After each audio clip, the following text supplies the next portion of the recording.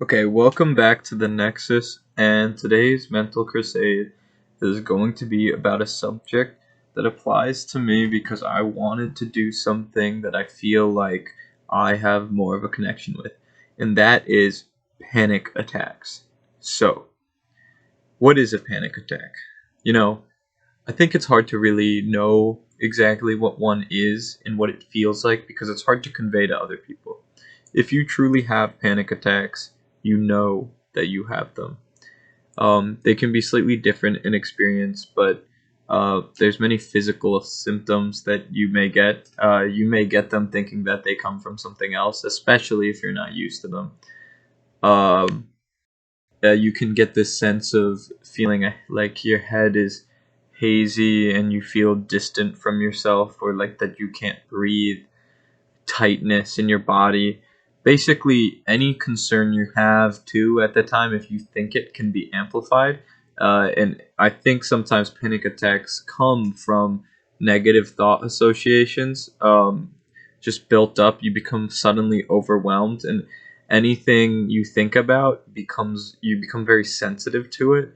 Um, I've had them since probably I have truly had them probably since I was 17 or 18. And, you know, that's only been a few years, but they changed me. Um, I had a surgery on my kidney because my artery was blocking. It's called a UPJ. I had a ureteral pelvic junction, I believe it's called, was blocking my ureter, my artery. It wasn't blocking it, but it was running against it and constricting it, so it was hard for fluid to flow through my kidney and into my bladder, basically like a pinched straw. And for a year, I dealt with the pains of it, not knowing what it was, thinking I had a bad lower back. I can tell you, it was not a bad lower back because that is not what a bad lower back feels like. This, generally speaking, was far worse. Imagine having a kidney stone, but all the time and just dealing with it and not knowing how to relieve the pain and constantly having it. So I did deal with it, and I probably got panic states and stuff like that, but no true panic attacks. And eventually it was identified what it was, and I got a surgery for it. And it was not immediately after or during the surgery that I got a panic attack. Sure, did I get flushed? Did I feel like the life of me was going away before I have a surgery or something that I fear? Before I do something I fear, sometimes I feel paralyzed by fear. But being paralyzed by fear is sometimes far different than a panic attack, even though they're very similar, two sides of the same coin. Um, I was basically in the recovery process, and at one point I went on a trip, and in the car it was bumpy, the road, and it aggravated. So I have like all these scars, not all, but like I have like a few scars now on my body, and I still had the staples in, I think, at that point. Maybe not, or no, I didn't have the staples in at that point. But basically, those bumps irritated my kidney and ureter, and my bladder probably even too, because I had a stent in me, and I caused immense pain. And I'm not gonna lie, I'm gonna be completely honest here. It causes all different sorts of pains, and one of them just feels like a terrible pain in your cock. Terrible. You like your chode is being stabbed by 1,000 scorpions. Like your phallus is being cut down by an executioner. It is kind of terrible, but you get used to it and it's easy to deal with. Something that I notice about physical pain is sometimes it's worse when it lasts more than the level of it, because it annoys you and it gets in your head and you can't escape it. And that feeling of not being able to escape pain is sometimes worse than just a great amount of pain in a short period of time, at least in my opinion. And so when this happened, I had to literally have my parents, because I wasn't parents get me a huge. I don't even know what this idea was, but it also, I had concerns that I might like need to pee, but I didn't want to go in a public restroom because I didn't know what it was going to be like. And I ended up getting a big McDonald's cup, thinking I would pee in it. So I was sitting in the back of the car, wedged the cup through my pants, sat it around my penis and balls, and the like elastic of my pants kind of pushed it into me. But I was not really doing that on purpose. I was just kind of trying to tilt down and pee, but I couldn't even pee because it also makes you feel like you need to pee when you actually can't. And so it was pressing into me, and I noticed that this pressure kind of created a different sensation that relieved that initial pain. It was very helpful, and I used that. So I'm already, not in the best state of mind when later that night, when I'm finally at this hotel, I start to pee blood. There is a crimson tone to my piss. All right. And I could go into all the details about this surgery and the effects of it. But there's no need for that. This is really pertaining to how I had my first true panic attack. I peed in the toilet and there was blood. And that was okay, but it was a normal side effect. But I started thinking that something could be far worse with me than what actually was. I started thinking all these thoughts that I probably shouldn't have. And I became so afraid. I thought I couldn't breathe, and I almost had to go to the hospital in this place that I wasn't comfortable with. I was far from home. I felt trapped. I felt no escape from my own body because I felt that my body was about to give up on me, which was so far from the case.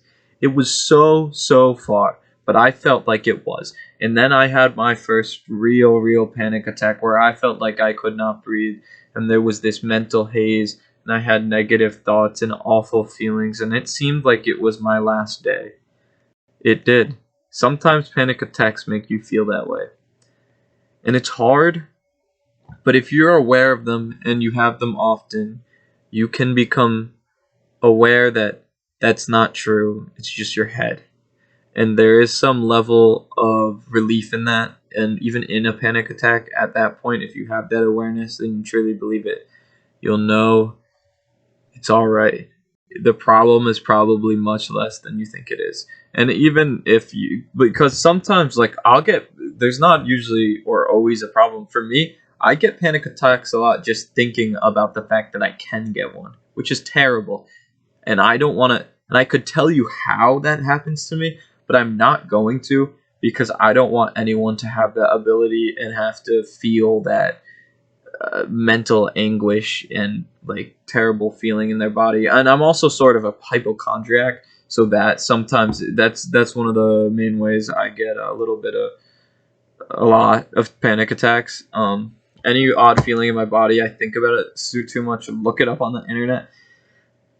I'm diagnosing myself with things that I don't have, and I am getting scared, so scared, and I shouldn't be because it won't do me any good, especially because I have never, I think, actually had a panic attack about something that was true.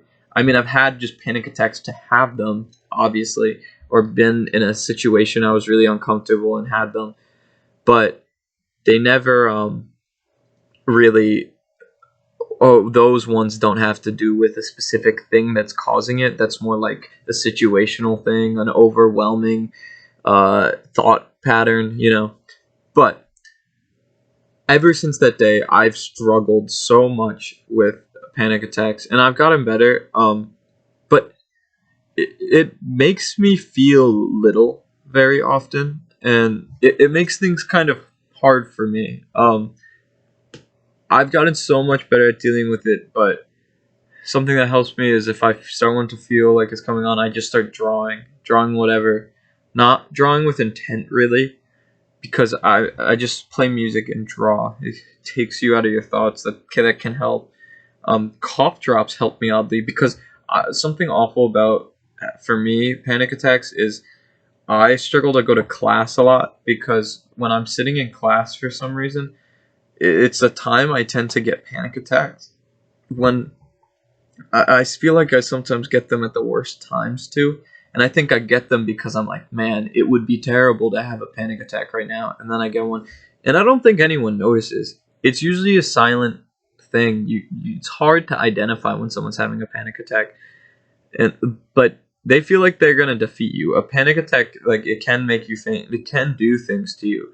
But if you have the will over your mind, you can prevent them, completely stop them, and deal with them while having them. And yes, I'm and if you struggle with them, I'm so sorry, because I know that feeling. And it's a little different for everyone, but it's terrible, and no one should have to feel that. I mean, I sometimes get them so badly that, like, it's hard to explain. Sometimes I'll get panic attacks a lot, and then I won't want to, like, watch or do something. Like, I might not want to play a video game where I kill something.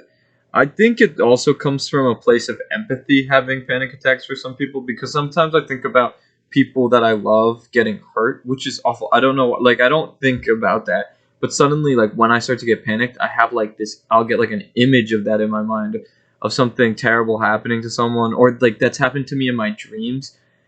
And it makes me feel not only upset and sad and angry at myself that I let myself see that sort of thing in my head, but it makes me so utterly panicked. It makes me feel uncomfortable to be alive. And I kind of find myself in this constant struggle of being uncomfortable, just seeking comfort and being okay. But you have to embrace the uncomfort, because life can be very uncomfortable, and you have to understand that and take it in stride. I just hope that, like, if someone sees this that struggles with the same thing, that this helps them in some way, just to know someone else deals with it. It Panic attacks are really awful. They're really, really, really awful. And I struggle with things more than panic attacks mentally. Like, I'll go through phases where I feel depressed and stuff. But I've always felt that the panic attacks are the worst. There's something primitive about a panic attack. A panic attack feels like your body shutting down sometimes. If you feel depressed or really angry, those things could have physical effects on you, but they're not as they never feel as deep to me. There's almost I feel that it's okay for me to feel sad, because I know that I'm only feeling sad because I've once been very happy.